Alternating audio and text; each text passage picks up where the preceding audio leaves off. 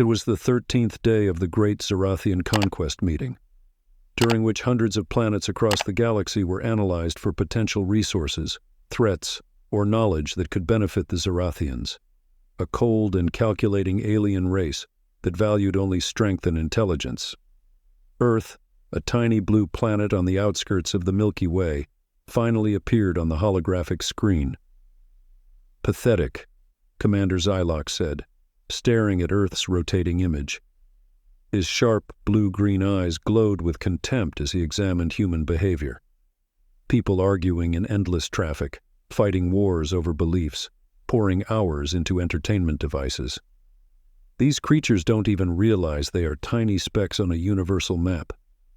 Other Zirathians cackled, their laughter a series of sharp, high-pitched noises that echoed off the metallic walls of the Great Council chamber. To them, Earth was a trivial speck, its inhabitants a joke. With their limited understanding of technology and obsession with trivial matters, humans seemed like nothing more than animals, fighting over scraps. But as Zylok swiped through Earth's ecosystem, he paused. Something caught his eye. Insects. Billions of tiny creatures crawling and buzzing over every part of the planet. Ants, bees, beetles, termites, spiders. His interest piqued. Despite their small size, these creatures were everywhere, displaying an intelligence and cooperation that felt unsettling. "What's this?" Xylox murmured, zooming in on footage of ants building a vast, organized colony. Thousands of workers moved in perfect harmony, transporting food, creating tunnels, and defending their queen. Then he watched bees, each drone moving in tight, synchronized dances to communicate. Termites crafted towering mounds that reached meters into the air, and spiders spun webs so intricate they looked like works of art. "These creatures," Xylox said more to himself than anyone else. He turned to his fellow commanders, who now looked at the screen in silence. "What if we could harness them?" A murmur spread through the council. Xylox continued, his voice growing eager. "Think about it. We capture these insects and control their behavior. They would be the perfect agents to infiltrate Earth and bring humanity to its knees. The humans would be helpless, overrun by their own tiny armies." The idea gained momentum. For the Zirathians, it was the ultimate form of conquest, making Earth destroy itself from within. They would leave humans defenseless, their own primitive planet turned against them. Xylox's grin was menacing. "Prepare the capture vessels," he ordered, his voice carrying a deadly promise. "We leave for Earth at dawn." The Zirathian fleet arrived on Earth in the dead of night, cloaked by invisibility fields. Their sleek, shadowy vessels hovered over the lush rainforests of the Amazon, where insect life flourished. Pods released from the ships descended into the dense jungle, landing with barely a sound as they settled among the foliage. Inside one of the pods, Xylox observed his team as they prepared to capture the insects. Scientists and engineers set up containment fields and high-frequency emitters to send a pulse that would draw insects from miles around. The aliens moved swiftly, their sharp claws clicking against metal floors, eyes scanning the jungle with cold calculation. "Remember," Xylox said in a low, commanding tone, "we only need the strongest species. Ants, bees, termites. Capture them, implant the control devices, and we'll be ready to turn them on Earth." At first it seemed easy. The aliens' pulse signals drew thousands of ants from the jungle floor, who entered the containment pods with little resistance. Engineers worked tirelessly, implanting mind control devices on each insect, monitoring as the creatures went from natural movements to stiff, controlled obedience. The aliens watched with satisfaction, thinking they had gained full control. But they didn't realize something crucial. These insects had a way of communicating, beyond the reach of the aliens' devices. Deep within the containment pods, a lone scout ant, still free from any implants, had observed the situation. In silence, it released a pheromone trail, sending a message through the jungle floor. A call for help, a signal that danger was near.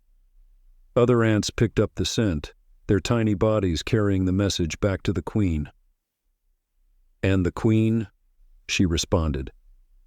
Over the next few hours, thousands more ants began to move, following the invisible signal. Quietly, stealthily, they breached the containment pod walls, slipping through air ducts, cracks, and even the Zirathians' equipment to reach their captured comrades. The other insect species didn't take long to join the silent uprising. Bees buzzed into vents, termites chewed through the ship's base, and spiders began to spin webs in every nook and corner, creating intricate traps that would block exits and corridors. Inside the pods, the Zirathians noticed unusual readings on their screens. Ant colonies seemed to be multiplying. Beetles moved with unnatural coordination. A scientist tried to check the containment readings and felt a small bite on his neck. A single rogue ant, one of the first scouts that had infiltrated the ship's mainframe area. He slapped it off, but as he looked around, he realized something was wrong. "Commander Xylox," the scientist stammered, his voice shaky. We're losing control. The insects are overriding the devices." Xylox's eyes narrowed. "Impossible. They're primitive animals. They can't override anything." But the screens told a different story. Insects swarmed in the pods out of formation, moving with an eerie, synchronized unity, not commanded by the implants. The control devices flickered and died, their circuits overwhelmed by tiny mandibles chewing through wires and signals scrambled by the pheromone trails ants left on every device. The realization dawned slowly, horribly. The insects had fought back, and they were winning. Xylox barked orders, his calm, calculated demeanor slipping into a rage. "Initiate purge sequence. Eradicate every insect on board." But it was too late. The insects had already spread to the core of the ship. Termites chewed through vital cables, causing lights to flicker and dim. Bees swarmed through the control room, their tiny stingers pricking the Zirathians, causing alien skin to swell and burn. Spiders crawled across the walls and ceilings, dropping onto the Zirathians' faces, spinning webs immobilizing their limbs.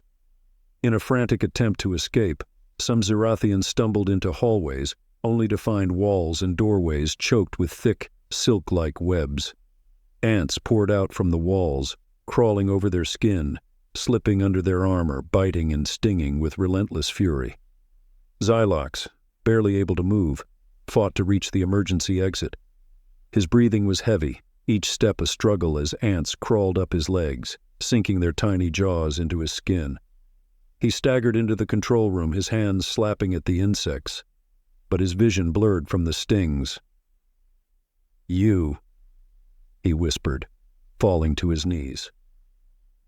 In his final moments, he understood the horrifying truth. These insects were more than just primitive life forms. They were a force of nature, an ancient and indomitable power. The Zirathian ship, once a symbol of power and arrogance, now lay silent and still, wrapped in webs and filled with the eerie hum of insect wings. The insects claimed their prize, and slowly they dispersed, leaving no trace of the invasion they had repelled. Back on Earth, humanity remained unaware of the cosmic battle fought on their behalf. The insects returned to their colonies, their hives, and their webs as though nothing had happened. But deep in the jungle, in the heart of the ant colonies and the hives, a quiet message lingered. Earth was defended, not by its people, but by the smallest, most underestimated warriors of all.